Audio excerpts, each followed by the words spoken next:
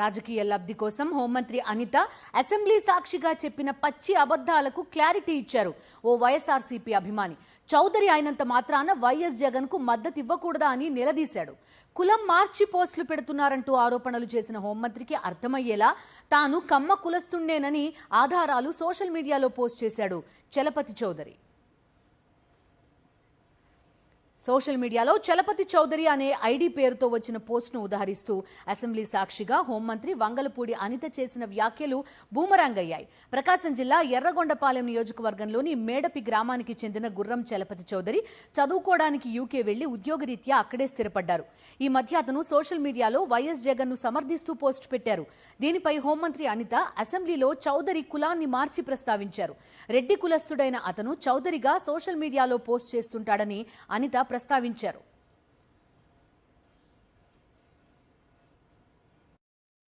Recent గా అధ్యక్ష ఇంకొకటి అధ్యక్ష చలపతి చౌదరి అన్నాడు. చౌదరి గారు అధ్యక్ష రెడ్డే, ఈ బాబు కూడా రెడ్డే.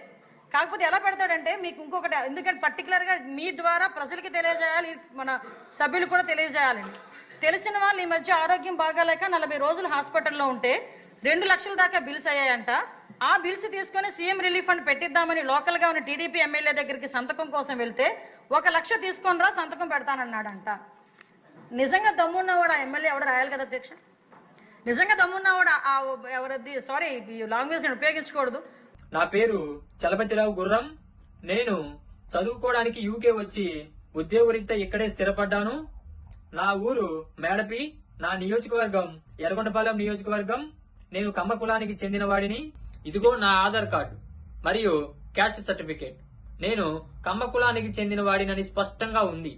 కానీ నా కులాన్ని సాక్ష్యాధారాలతో నిరూపించుకోవాల్సిన పరిస్థితి రావడం చాలా బాధాకరం. ఆంధ్రప్రదేశ్ అసెంబ్లీ సమావేశాలలో గౌరవ హోంమంత్రి గారు వంగలపూడి అనిత గారు నేను సోషల్ మీడియాలో పెట్టిన పోస్టు గురించి దేవాలయం లాంటి అసెంబ్లీలో నా చలపతి చౌదరి ఐడిని చూపిస్తూ నేను కమ్మ కులానికి చెందిన వాడిని కాదని, నేను రెడ్డి సామాజిక వర్గానికి చెందిన వాడినని ప్రస్తావించడం అవాస్తవం, అసత్యం.